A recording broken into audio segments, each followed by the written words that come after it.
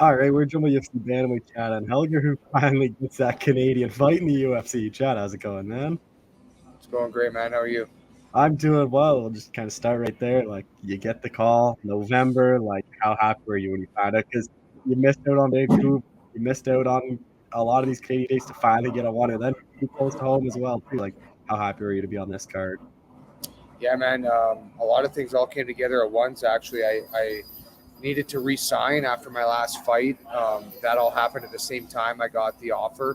So I got a great fight matchup versus Cody. Plus, I got my new contract. Plus, it was in Edmonton. It was just win-win-win. It was great timing. My body recovered from my last fight, and that was super exciting. So yeah, I'm looking forward to it, man. Obviously, Calgary probably would have been preferred, but is Edmonton kind of that next best spot for you, just being like next to Calgary? Yeah, for sure. And I have a big history in Edmonton. I got family that lives there, and my hometown, Consor, where I grew up, is actually right in between both. So Calgary and Edmonton. So Edmonton's just as good. Calgary would have been great for all my people in my city, but I'm still going to have a huge support out in Edmonton for sure. What's kind of been the reception like since from all like your friends and family? And a lot of people just saying like telling you all coming to watch you. Like I imagine you're gonna have quite a few people out there. Yeah, you know, I've been done it for a long time, and I always have people reaching out and watching and cheering me on. And I pretty much know how to handle it at this point. But everybody knows at this point, you don't call me asking for tickets and stuff like that. They can figure that out on their own. So I know I got a ton of support coming, and I'm looking forward to really feeding off the energy and giving them a great fight. I know when we talked before your last fight, it was the last fight you did say you re-signed. I know you just kind of never know with UFC, even though you got the win. Like, was there ever worry of like, hey, maybe you don't really know with the contender series coming in, or did they after the fight tell you like, hey, we're gonna get something done? I mean, my manager was super confident that we were going to be good to go, but I was, I was a little back and forth. I could see reasons on both sides.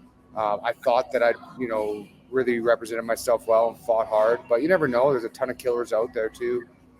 So it felt really good. It was a really good kind of feather in the cap of a career to get re-signed because the UFC can get a real good look at you and they decide if they want to continue or not. They know who you are at that point. There's no hiding in the UFC. So yeah, they were happy with it. They wanted to re-sign me, and it was a no-brainer for them. So I'm super excited to just keep doing what I do because obviously they like it. And then getting a guy like Cody Gibson, how happy were you? Like, you look at the guys he's fought, like inside and outside the UFC, like he's fought a lot of the top bantamweights in the world. Yeah, this is a huge test. I mean, I know he doesn't have the most stellar record in the UFC, but he's absolutely one of the tougher guys in the division. We're both coming off big wins, so yeah, 100%. This is a step up for me, and I'm looking forward to making the most of it. Are the same like camp with you, or like you bringing anyone different, or just kind of the same crew as always? Yeah, same old here, man. Just training Champions Creed. We got tons of guys, so we got tons of different looks. Lots of great guys that are similar weight class for me too. So yeah, man, I got everything I need for sure. I'm surprised Hakeem's not on this card, like, because I thought they would get like a bunch of you guys. Like, I thought maybe they'd sign a couple too, like that are coming up for this card. Yeah, I thought so too. We have a couple guys that were real close. But I mean, the feedback is kind of that maybe they need a couple more fights, whatever. I thought they probably could have been ready. And then Hakeem, yeah, I'm not really sure what the deal was there. He wanted on.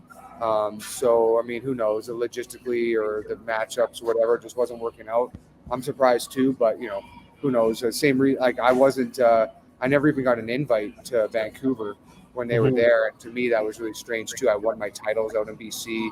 So who knows? There's always kinds of reasons. The cards just fill up. It's just a reality of it too. Like there's lots of fighters. So, hopefully, it's a great event. Remind the UFC they need to get back to Canada more often.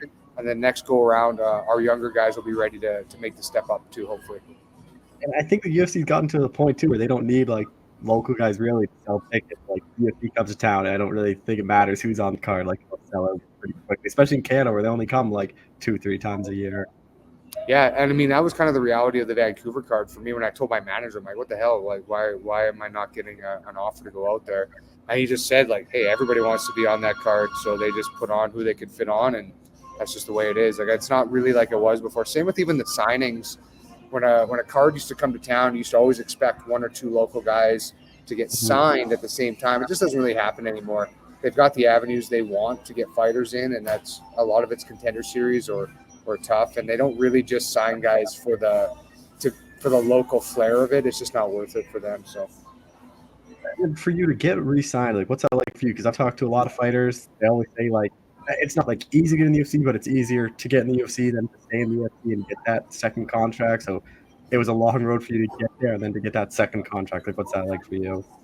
that was everything, man. When I got the Contender Series call, they were taking a look at me. They liked what they saw, so they took a chance on me with the contract, and now they know what they got, and they're kind of doubling down on their investment in me, and it feels really good that I'm doing the right things. I fight really hard. I always have. I want to put on exciting fights. It's important to me and for my fans, and the UFC is backing it up too. So it feels great. It feels like we have a really good working relationship. I know what they want from me. Mm-hmm. They don't need me to go out there and be world champion. What they need from me is to go out there and put on exciting fights, really have a show and toughness showcase, get the fans excited. And I'm going to do that every single time. So if I do my part of it, they do their part of it, which is keep getting me exciting fights and matchups, and we're going to have a great relationship. I can tell with the fighters they're offering me that that's what they want, exciting fights. So, I'm going to do my part 100%. With Cody, like, really wrestler, is a pretty well-rounded fighter. Like, how do you think you kind of match up against him? I think I match up really well because I've got great speed, footwork.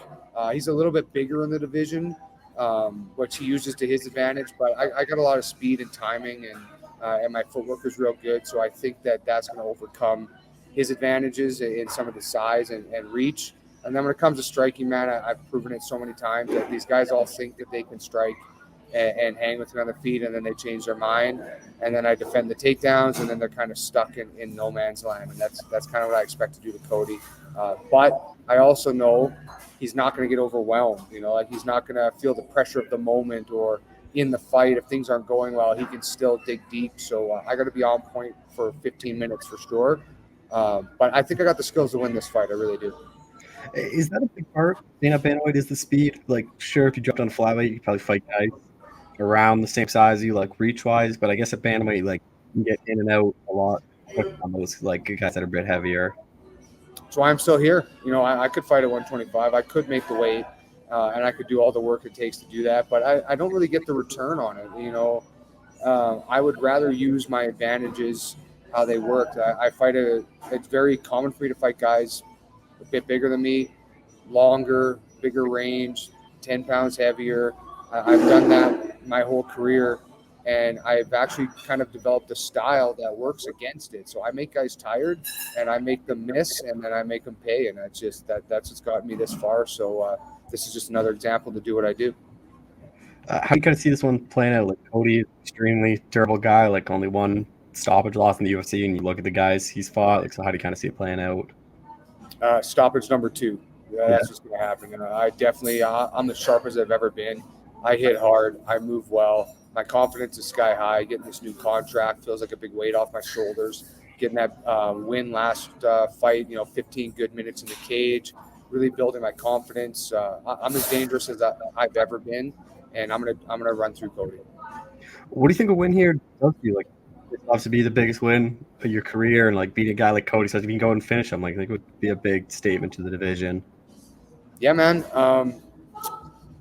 There's still so many great fights just stylistically that I'm not even worried about rankings yet. It's just like I just want to get the best matchups out there that people give a shit about. They got to see my name and another name on that page, and they got to be like, oh, wow, that looks like a great fight. I'm not just out there number crunching and trying to climb up rankings. It's not what it's about. I want to find fighters that bring out the best in me, and then we bring out the best in the UFC and really show the crowd, give them what they came for. Are there any guys, like, not even next, like, could be like 4 fights in time that you just want to fight before your career is up in the division then?